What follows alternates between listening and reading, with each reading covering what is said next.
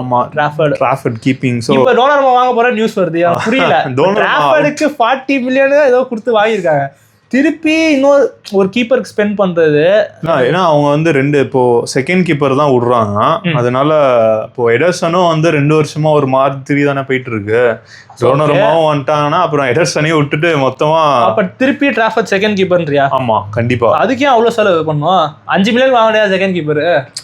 ஆனா அவங்க எப்படி சொல்றது, ரெண்டுமே சாலிடான நான் கொஞ்சம் மென்டல் அப்படின்ற மாதிரி பண்ணுவாங்க. ஓகே புரியுது. பிளஸ் அவங்க யார் வாங்கினாலும் 40 மில்லியன் 50 மில்லியன் அதுதான் பேசிக் ஸ்டாண்டர்ட்.